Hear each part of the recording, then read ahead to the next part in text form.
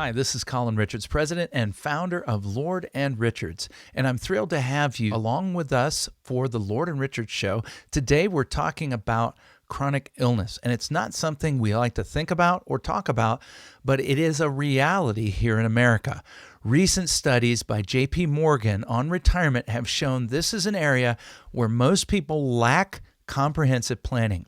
And that's something we're doing for our clients every single day. People just like you are coming in to talk to us, share with us their goals and their concerns. And one of those concerns is often, hey, I don't want my family to be bankrupted by the high cost of chronic illness.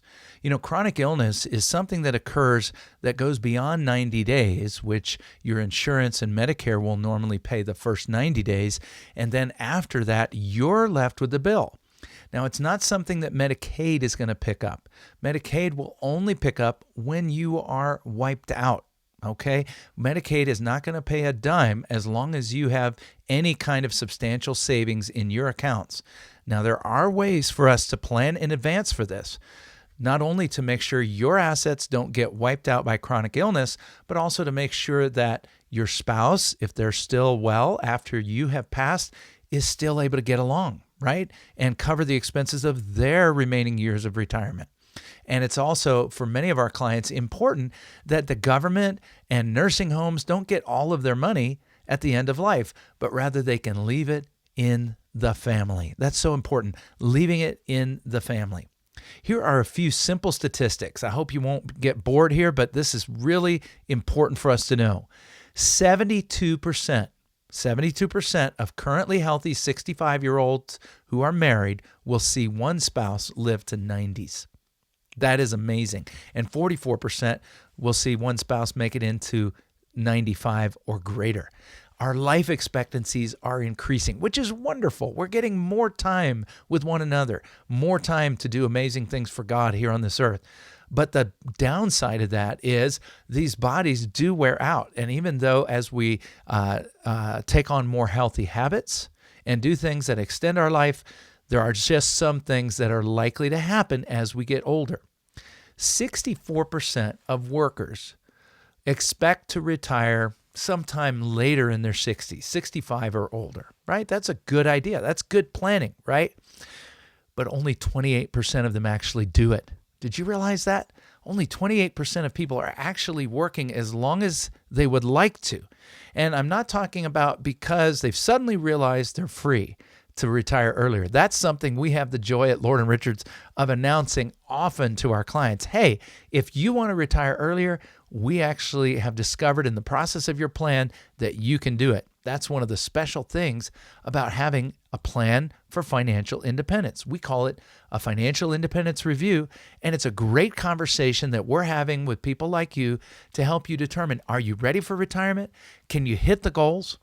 But what happens if somebody gets sick? Well, of the reasons for people retiring earlier than planned, 47% of the time, it's because either they or their spouse has health issues and need care. 47% of the time, almost half of the people. And that means that the majority of people out there that I'm talking to may be forced to retire earlier, putting an economic crunch into your life. We all visualize what retirement's going to be like, and it's part of our job at Lord & Richards to help you make those dreams come true. We call the first 10 years of retirement in your 60s to maybe your early 70s the go-go years. During those years, you can plan to spend 100% of the budget that you were living on before you retired. That's right. A lot of planners, a lot of brokers are telling people to expect to live on less. Nothing could be further than the truth, and we see it every day with hundreds and hundreds of clients that we're serving. And then we've got the slow go years, right? In our later 70s, early 80s, where maybe we're just not able to do as many things. We're still enjoying life. We're enjoying being one another, but we're not taking as many trips, not spending as much money. So those years might involve a little reduction in budget. But you know what?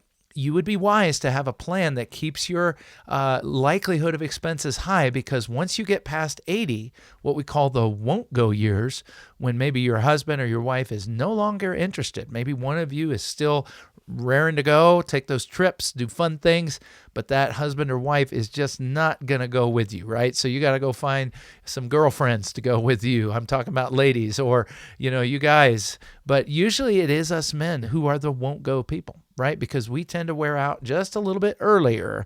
We're not quite as designed for long life as women are. And those costs go right back up because of healthcare. You say, well, what do those look like? Well, right now, if you're 65, per person, about $508 a month is your budget. And we include this in the plans we're building for you. And remember, our visits together are complimentary.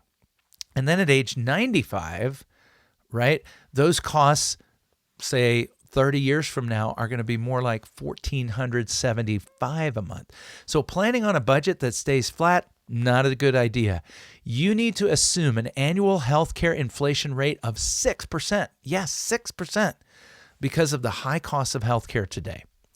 Now, what about not just regular healthcare, but long-term care? Well, here are some powerful and sobering statistics. And it was when I began to recognize this, I saw my own family go through it, that I realized, wow, we've got to do a great job, an amazing job helping people plan in case these costs come out of your pocket. Right now, the likelihood of needing assistance with 2 or more activities of daily living, like feeding yourself, bathing yourself, is 64% for men and 75% for women. The average is about 70% for you as a couple that you're going to need some kind of long-term care that your regular insurance and Medicare aren't going to pay for. And the likelihood of that being 3 years or more is also greater than 60%. So that's a heavy bill, because right now today, the average cost of skilled nursing in Colorado is about $113,000 a year. Are you ready to shell that out? And if we extrapolate that out a few years, if you're in your 60s now and this happens in your 80s, we can be approaching $1 million. Most people have no plan in place to deal with that.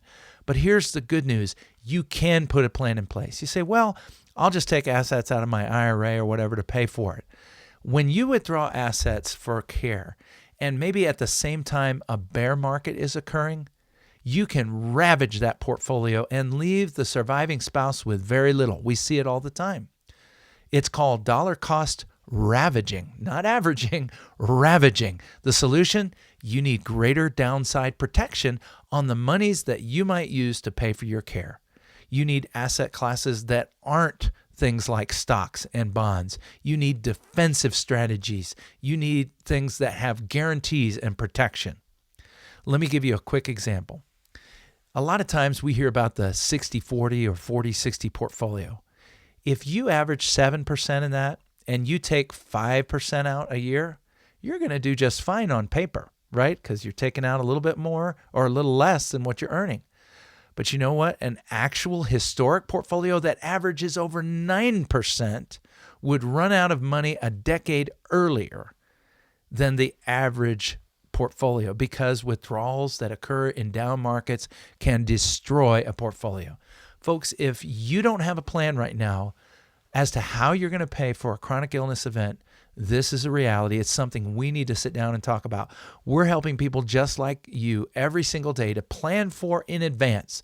And you know, as they always say, failing to plan is planning to fail. I would encourage you to visit with us, pick up the phone, call us, and let's sit down and talk about your goals, your dreams, your values, and how to develop a plan to not only become financially independent, but to maintain it for the rest of your life.